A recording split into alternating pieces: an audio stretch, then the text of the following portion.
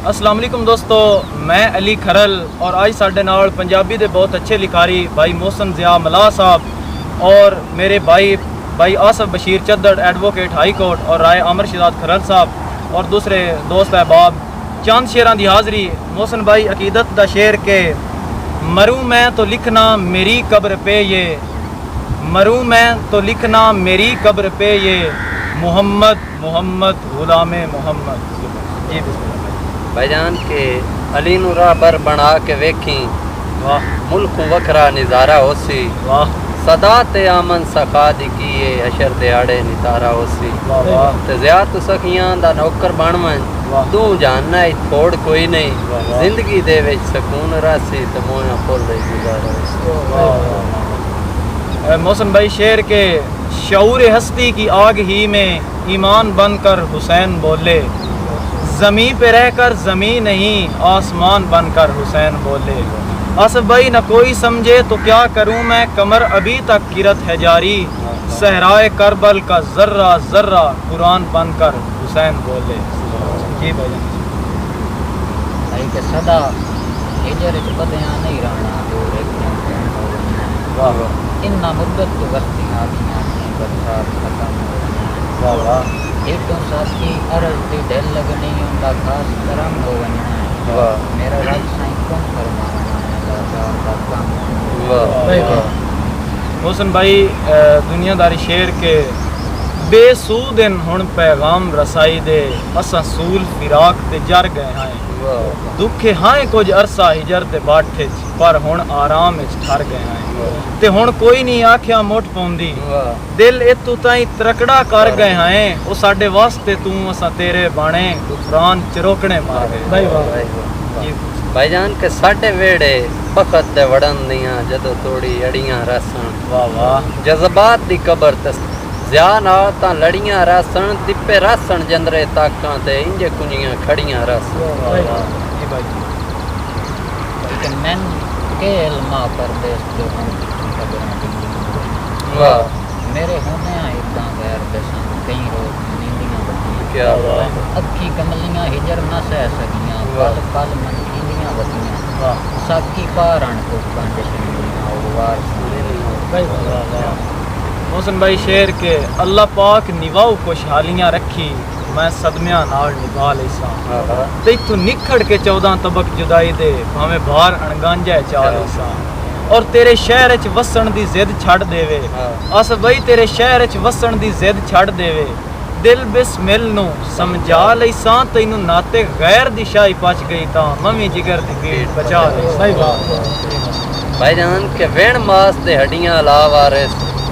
उन्ना मेख ताई खूंड के सटियां, वाह वाह खोर खोज खड़ी गए खोजियां, तू इंज किरचां ढूंढ के सटियां, ते बचपन दियां संगतां जुल्म कीतन पईयां जूंडियां जूंड के सटियां, ज़िया कावां कतन हलाइयां नहीं इंज लगदियां चूंड के सटियां। भाई के गुल्ली डंडा वॉलीबॉल के बंटे बचपन दियां खेलां याद हैं, छेड़ू बन के छेड़दियां वाइयां विच तो बकरियां बेचना याद हैं। क्या बात छेड़ू बन के छेड़दियां वाइयां विच तो बकरियां बेचना याद हैं, ते चीचू करके रखियां कहीं 11 नाल करेटां याद हैं, मैं साथी अगन असम्बली विच बनी नाल करेटां याद हैं। वाह वाह राजी तुहाडे वास्ते शेर के कदी वेखी ऐ चंद बेआब माही, या रक्स किसे बिस्मिल दा, या तड़प चकोर दी वेखी होवी तक चेहरा महका मिलदा, नहीं ते सुनिया होस याद राती कदी शोर किसे पा गिल दा, ओए कुल मंजर जोड़ियां एक बन दई तै बिन गुफरान गुजरदा।